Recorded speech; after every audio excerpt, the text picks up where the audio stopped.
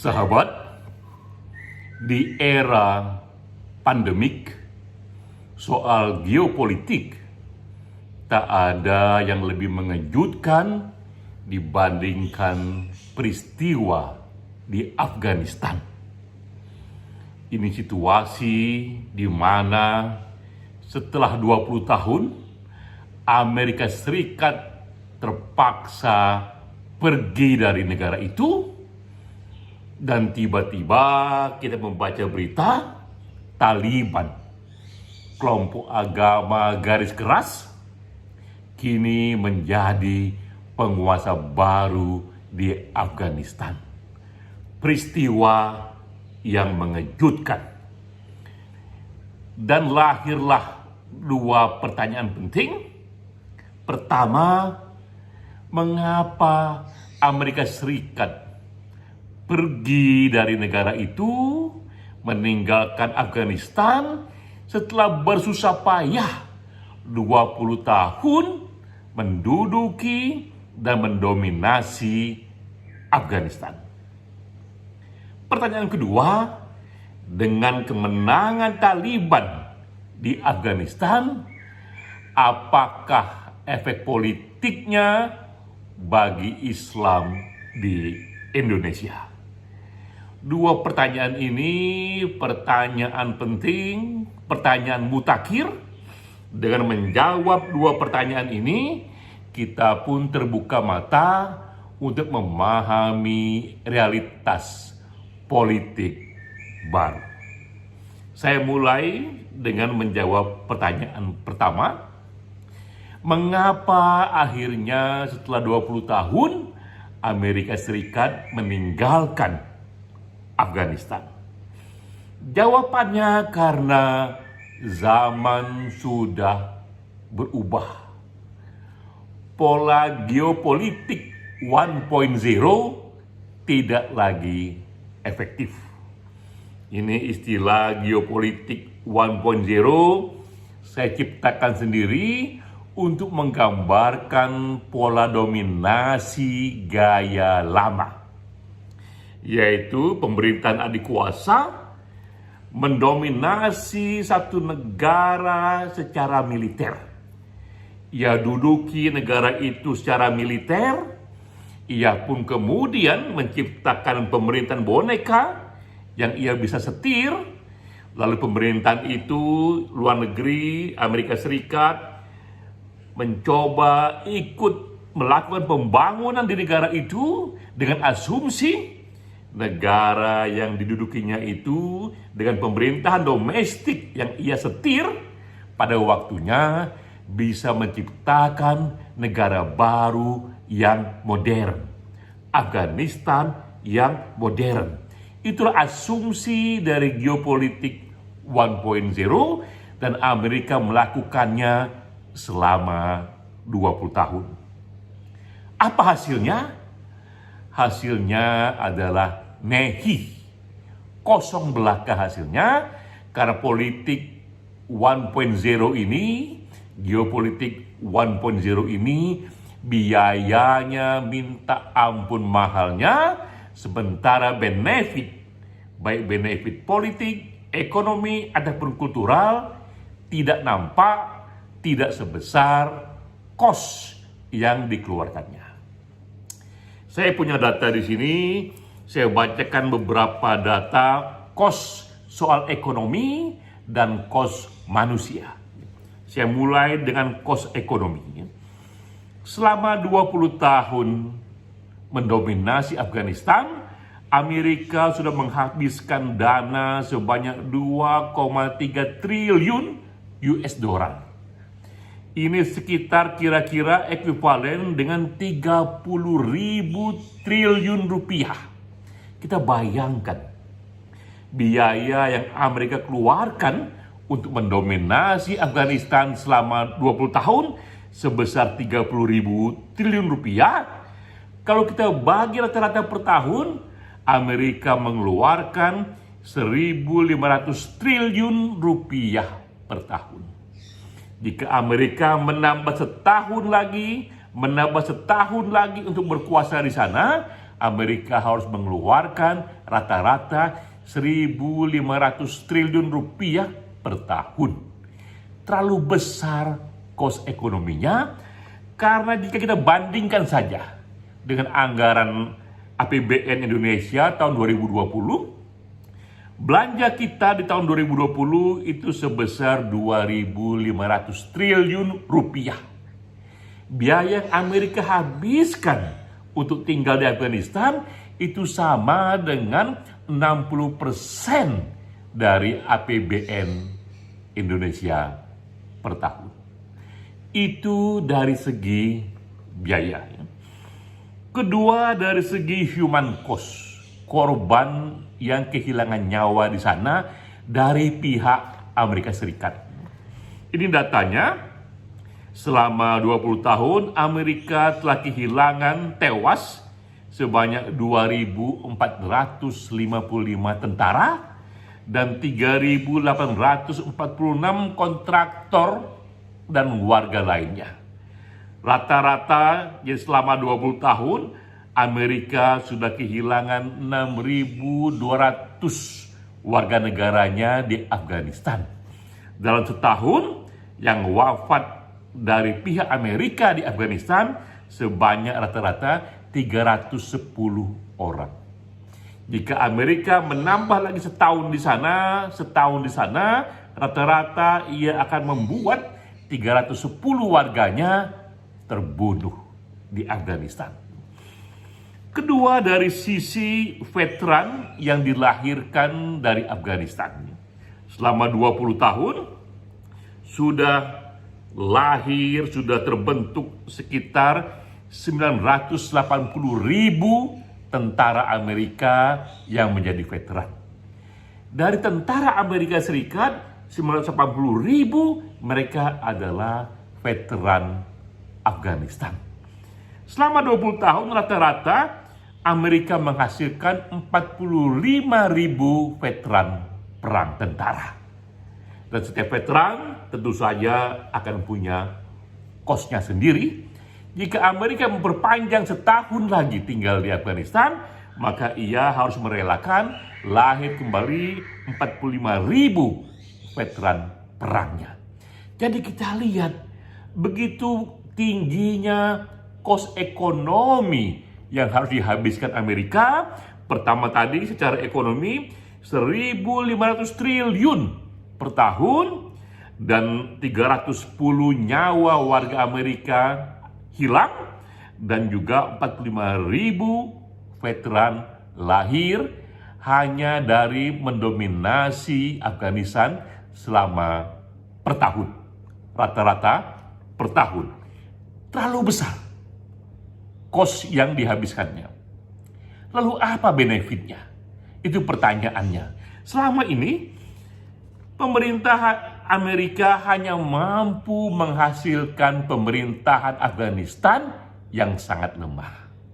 Itulah pemerintahan Afghanistan yang selama ini didukung dan dijaga Amerika.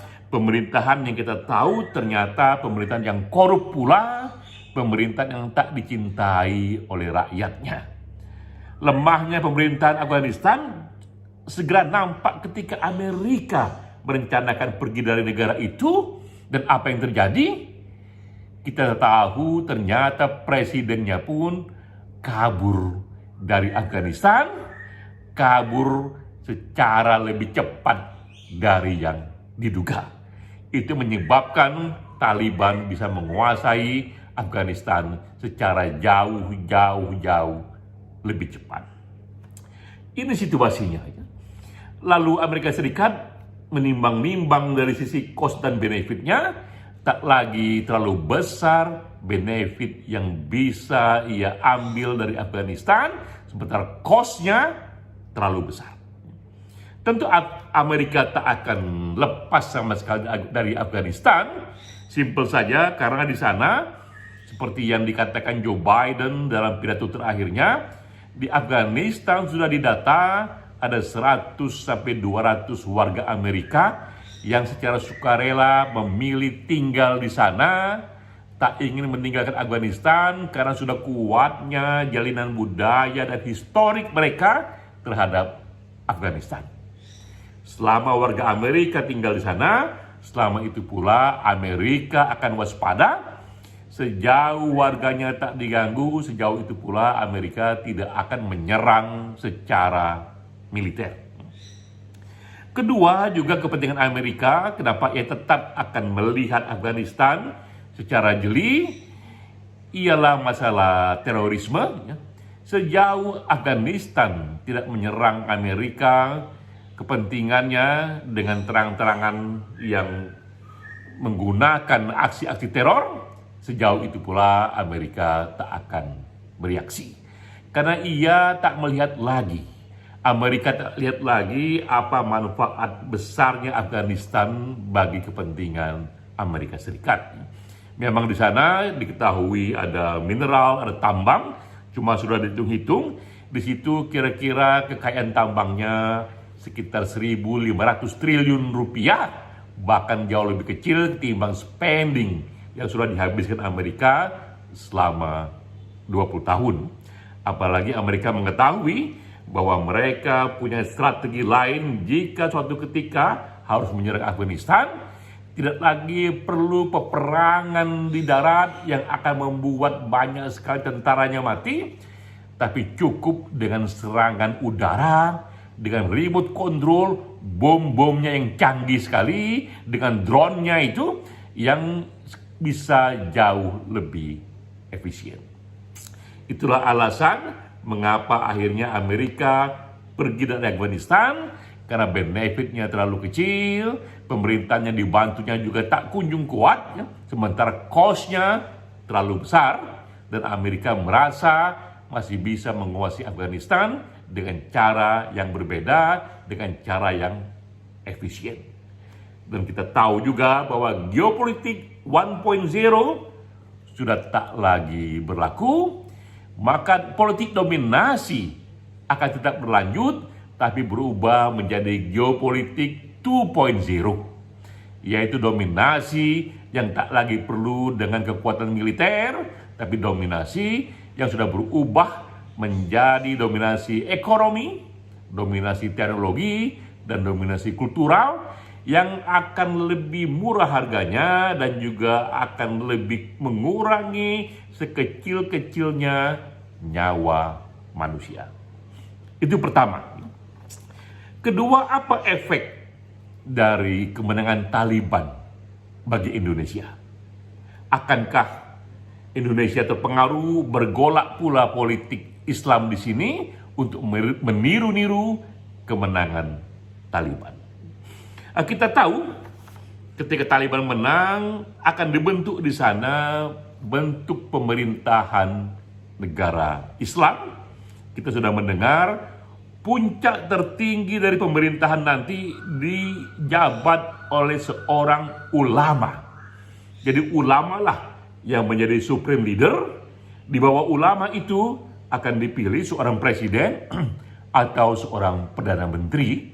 Tapi presiden atau perdana menteri itu tunduk pada satu pengaruh ulama, pemimpin ulama yang dipilih. Inilah bentuk negara Islam yang akan diterapkan, yang sangat mirip sekali dengan struktur di Iran, politik Islam di Iran. Bedanya di Iran yang menjadi pemimpin tertinggi itu imam dari kalangan Syiah, tapi di Afghanistan itu adalah seorang pemimpin agama yang sangat dihormati, yang menguasai hukum Islam, tapi dari kalangan Sunni. Itu modelnya. Tapi kita tahu di Indonesia, aspirasi warga negara yang menginginkan negara Islam sangatlah kecil. Cukup dengan mata telanjang saja kita melihat dalam pemilu langsung Indonesia. Kita hanya mengalami beberapa pemilu langsung yang sangat bebas, demokratis, tahun 55, tahun 99, 2004, 2009, 2014, 2019, itu pemilu langsung yang dipilih rakyat, yang majoritinya 90% warga Islam. Apa yang terjadi? Yang menang selalu partai nasionalis. Tak pernah terjadi yang menang itu partai yang berbasiskan Islam.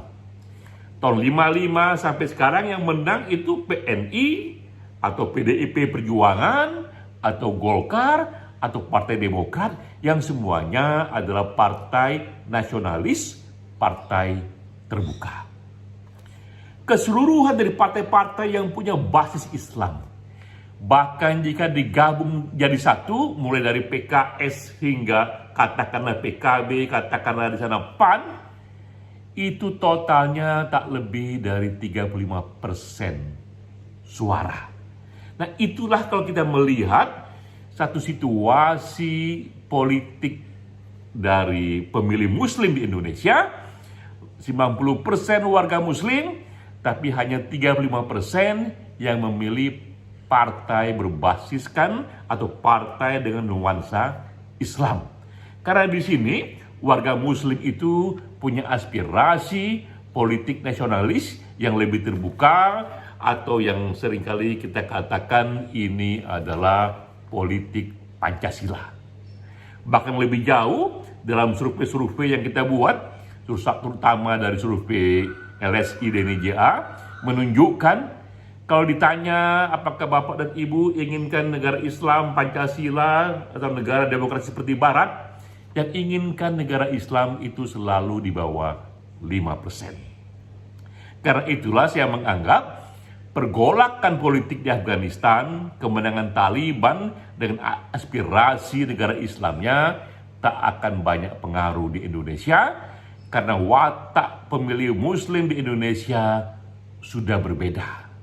Di Indonesia, walaupun warga Muslimnya membaca Quran yang sama, meyakini Nabi yang sama, tapi kita sudah lebih dari sejak tahun 45 hidup dalam kultur yang moderat, yang lebih pro pada kultur yang disimbolkan dengan Pancasila. Terlalu besar warga Muslim di sini yang bahkan menolak jargon-jargon ataupun prinsip-prinsip negara Islam. Bagi kita cukuplah satu negara seperti negara Pancasila itu yang kuat prinsip demokrasinya, namun ada tambahan departemen agama. Di semua negara demokrasi di dunia tak ada departemen agama, tapi di Indonesia kita kompromi, tetap demokrasinya, namun ada tambahan departemen agama sebagai satu bentuk ekspresi goodwill pemerintah memberikan perhatian lebih kepada sentimen agama. Jadi itulah kita anggap paling jauh kita memang ada di posisi itu, negara demokratis dengan departemen agama. Bukan negara Islam, bukan negara yang menjalankan syariat Islam dalam hukum positifnya, apalagi dalam konstitusinya. Sehingga pertanyaan kedua, kita bisa jawab, walaupun Taliban menang di Afghanistan, efeknya pada Indonesia tidak akan besar. Itulah kira-kira jawaban atas dua pertanyaan penting yang kita hadapi di era pandemik. Di Afghanistan, kita terbuka mata bahwa geopolitik 1.0 sudah usang, sudah terlalu mahal, karena itu Amerika pergi dari sana, dan Indonesia akan tetap kuat dengan fundamennya, dengan tracknya, walaupun kelompok agama garis keras menunjukkan bisa berjaya di Afghanistan. Salam.